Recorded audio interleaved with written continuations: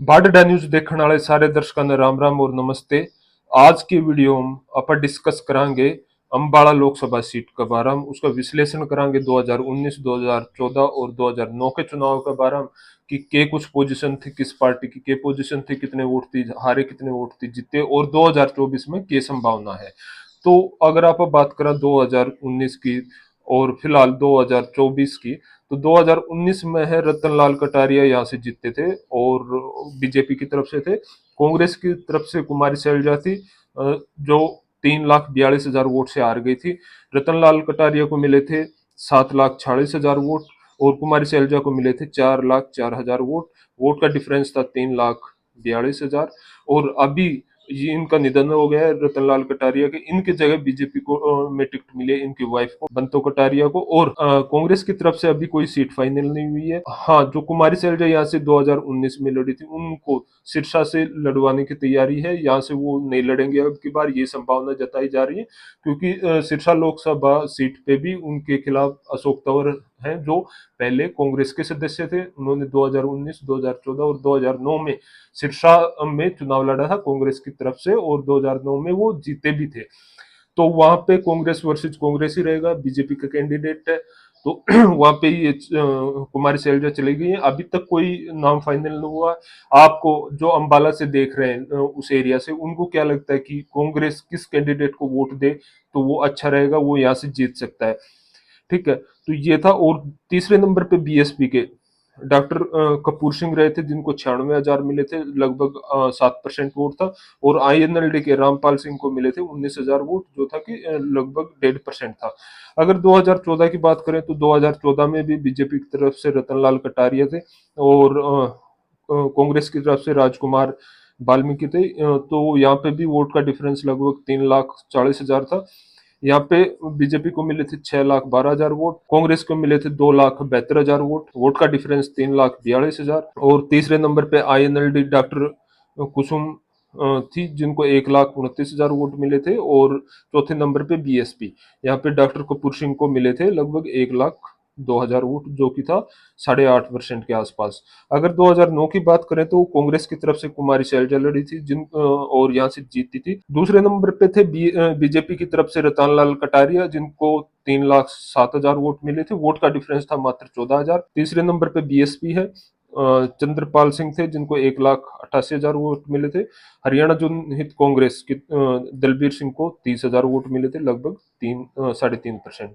अगर हम अब थोड़ा सा इसको समझने की कोशिश करें, तो यहाँ पे बीजेपी का दूसरे नंबर पे थी, शेयर था 35%, यहाँ पे 50% और यहाँ पे 56% बढ़ता जा रहा है।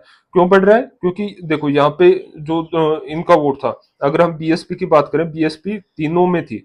यहाँ पे बीएसपी 21% है, यहाँ पे बीएसपी 8% है और यहाँ पे बीएसपी 7% है। यानी बीएसपी का जो वोट परसेंट है, जो बीएसपी का वोट बीजेपी में ऐड हो रहा है और यहाँ भी बीजेपी में ऐड हो रहा है। दूसरा, आईएनएलडी का भी वोट परसेंट, ये 10% था, आईएनएलडी यहाँ कितना रह गया? 2%, ये भी उसी को जा रहा है। तो इस बार भी हम ऐसा मान रहे हैं कि अगर हम 8% मान ले और आईएनएलडी और जेजेपी दो पार्ट में बट गई है, जेजेपी का जो झुकाव है वो है जो हिसार, भिवानी और इस एरिया की तरफ। इनकी एक सीट हम भिवानी महेंद्रगढ़ में बांध सकते हैं कि जहां पे इन्होंने एक अच्छा कैंडिडेट खड़ा किया, वो वहां पे टक्कर दे सकते हैं। तो और आईएनएलडी की सीट उधर की रहेगी, कुरुक्षेत्र की, इसीलिए अभय सिंह चौटाला कुरुक्षेत्र से लड़ रहे हैं। और कुरुक्षेत्र है, अंबाला है, उस तरफ के एरिया में बीएसपी का भी अच्छा खासा वोट शेयर है। तो ये वोट शेयर अब बीजेपी में शिफ्ट हो रहा है, सबसे बड़ा कारण यही है।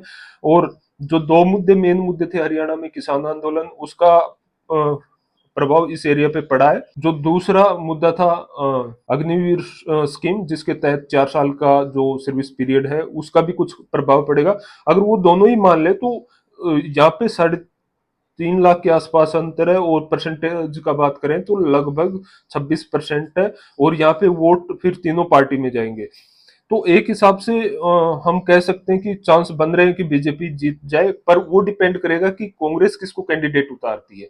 वो भी काफी बड़ी बात है। अगर थोड़ा हम इसके और डीप डाउन जाएं और डीप डाउन जाके देखें कि जो 9 विधानसभा क्षेत्र है, इसमें 9 विधानसभा क्षेत्र है, वहां पे किस किस के एमएलए हैं। अगर हम थोड़ा ध्यान से देखेंगे तो यहाँ पे कालका, जो पंचकुला, दो पंचकुला डिस्ट्रिक्ट के हैं, चार अंबाला के और चार यमुनानगर के। तो कालका में प्रदीप चौधरी है जो कांग्रेस की तरफ से, पंचकुला प्रॉपर में ज्ञानचंद गुप्ता है, ये बीजेपी की तरफ से, नारायणगढ़ अंबाला का आता है, यहाँ पे शैली चौधरी है कांग्रेस की तरफ से, अंबाला कैंट अंबाला में आता है अनिल विज बीजेपी की तरफ से। हाँ, और जो अंबाला के आसपास के लोग हैं या फिर वहाँ के जो निवासी देख रहे हैं वो कृपया बताएं, अब जैसे अनिल विज को एक तरह से बड़े पद से हटा दिया गया है, उनको कोई मंत्रालय नहीं दिया गया है, तो क्या इसका प्रभाव लोकसभा चुनाव पे पड़ेगा?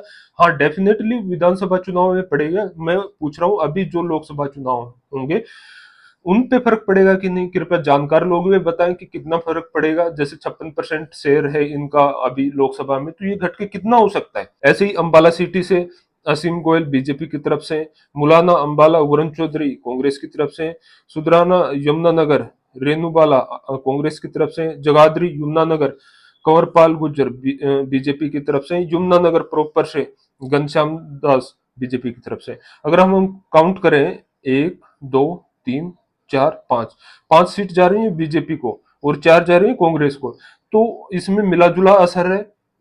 हम मान सकते हैं कि बराबर का ही था। और फिर भी यहाँ पे हम देखें कि सिर्फ 6 महीने बाद चुनाव थे, उस टाइम लगभग आधी आधी सीट दी है। पर हम लोकसभा चुनाव में देखेंगे तो एक 3,42,000 एक बहुत बड़ा डिफरेंस होता है। मतलब जीत हार ये होते कि मात्र 14,000 से आ रहे हैं, पर ये एक बड़ी हार थी। तो हम कह सकते हैं कि ये सीट काफी हद तक, अभी हम मान रहे हैं अभी के विश्लेषण में कि ये सीट अंबाला लोकसभा की सीट जाएगी बीजेपी के खाते में, जब तक कि हम नहीं देखते कि इनके अपोजिट में कौन उतरता है, कोई अच्छा सा कैंडिडेट आता है। जैसे अशोक तंवर को हम मान रहे थे कि वो शायद जीत जाएंगे, पर उनके खिलाफ कुमारी शैलजा आ रही है, तो डेफिनेटली कड़ी टक्कर होगी। और मैं मान रहा हूं कि वहां पे जो हमने डीप डाउन देखा था कि विधानसभा क्षेत्र में सब अलग अलग थे, तो एक तरफ की जैसी हवा बनेगी, अगर बीजेपी की बनता है तो बीजेपी जीतेगी, कांग्रेस की बनती है तो कांग्रेस जीतेगी। पर वो सीट काफी कांटे की है, तो वहां पे हम क्योंकि किसान आंदोलन का काफी ज्यादा प्रभाव उस एरिया में, तो हम वो सीट लगभग कांग्रेस के खाते में मान रहे हैं, रोहतक की और सिरसा की। और हम देखेंगे, और यहाँ के अंबाला के लोकल लोग कृपया बताएं कि वहाँ पे क्या चुनावी माहौल चल रहा है, किसकी तरफ रुख है लोगों का, तो कृपया कमेंट बॉक्स में करके बताएं। नेक्स्ट वीडियो में हम देखेंगे कि जो 9 विधानसभा क्षेत्र हैं उनमें से किस विधानसभा क्षेत्र से कांग्रेस आगे चल रही थी, किस विधानसभा से बीजेपी आगे चल रही थी। नेक्स्ट वीडियो में वो विश्लेषण करेंगे।